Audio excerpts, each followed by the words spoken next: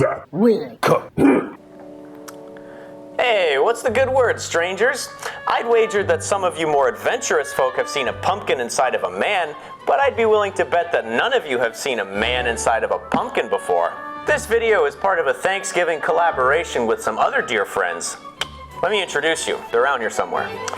Here we go. Be sure to visit Cam and Teresa's channel over at Flour, Eggs, and Yeast to see their three-way with a pumpkin. Jerry Ellen over at Cooking with Neighbors is going to make some old stuffing from a family recipe.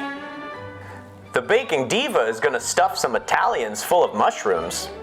And Miss Sonia Elaine is going to take up smoking and make a turkey. As for me, I'm going to be making a roasted pumpkin soup. Just making the broth right now.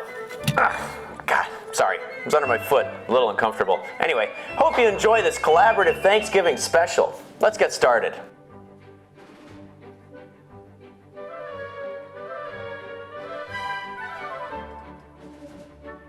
First things first, for a roasted pumpkin soup, you'll need a pumpkin. Some really great varieties for cooking include the Musky de Provence, the Blue Doll, and the Flat White Boer. But because I wanted one big enough to safely house my flat white rumpkin, I went up the street to where the purveyor of a fine local Veggie Mart had this gargantuan gourd. Once I got it in the apartment, I cut off the top carefully so as not to crack the shell. Scooped out the seeds and set them aside for later roasting. Then, I took the bits that I had cut from the top, segmented them so they'd fit on a sheet pan, coated them in grapeseed oil, and then placed them in an oven at 420 degrees Fahrenheit for about an hour or until they got a nice char on the top and were cooked throughout. Then, once they had cooled down a bit, I peeled off the skin and set the flesh aside and then poured the accumulated juices into the bowl as well. These juices will add a lot of delicious pumpkin flavor to the soup.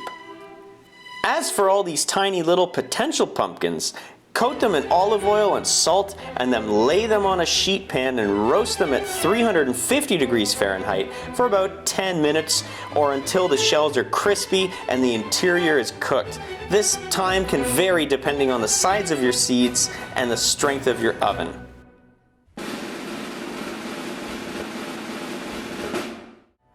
The foundation of our soup will be a root vegetable stock. The vegetables that I'm using are turnips, parsnips, carrots, and celery root.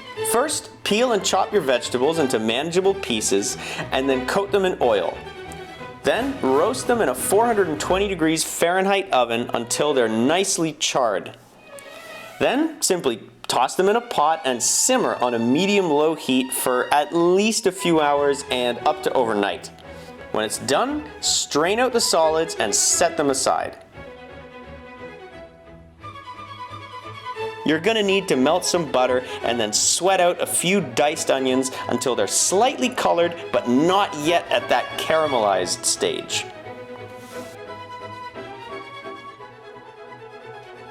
Then, chop the top off a head of garlic.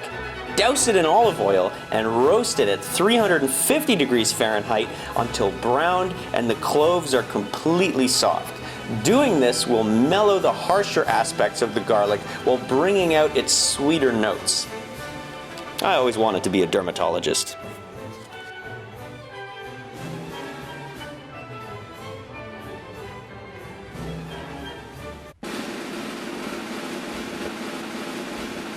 For additional deeper notes of earthy complexity, I'm going to make a quick stock from dried chanterelle mushrooms, a bundle of fresh rosemary and thyme, as well as some star anise, black peppercorns, and mace. Fun fact, mace is actually the outer shell of a nutmeg, which we'll see later. Make sure that your herbs are softened by the local fauna. This releases their natural oils. Toast your spices in a dry pan on a medium-low heat to wake them up. Then add them to a pot along with some water and bring it to a gentle simmer. After a few hours, pour the broth through a strainer to filter out the non-liquids and set it aside. Next, saute what might appear to be way too many mushrooms, but what is actually the right amount of mushrooms, because they shrink to about 1/8 of their original size once you salt and saute them for 10 minutes or so. Next, put your shrunken salty mushrooms in a blender with some of your mushroom herb stock from before and blend until smooth.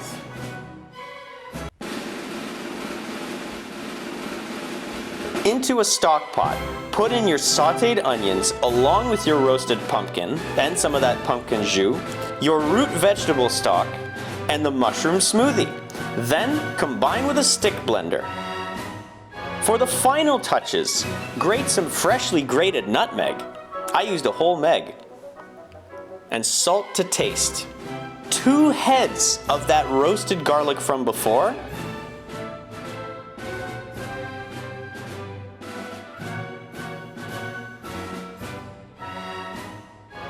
Along with some freshly grated Parmesan. This is gonna add the final layer of umami-ness to our soup. Then, simply garnish with some of your roasted seeds. Replace the derpy one. Some rosemary and thyme that you'll give to the birds once the pictures are taken. Drizzle with olive oil and some cream for double the fat. And lastly, some thinly sliced fried bread for a truly Michelin tire experience.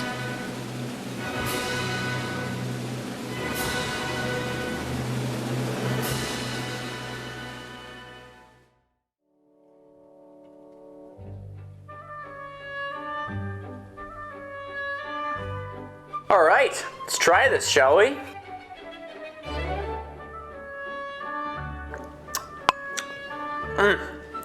I mean, the sweetness of the roasted pumpkin, which is in fact bolstered by the nutmeg, creates a harmony with the earthy mushrooms, both of which are being held in a familial group hug by the sauteed onions and garlic, all the while the parm watches from a closet making lewd suggestions. All in all, this soup was a success. Well, that's it. If there's anything to be thankful for, I think it's for the fact that throughout this video I never stood up. And as always, do what you love because nobody cares and it doesn't matter.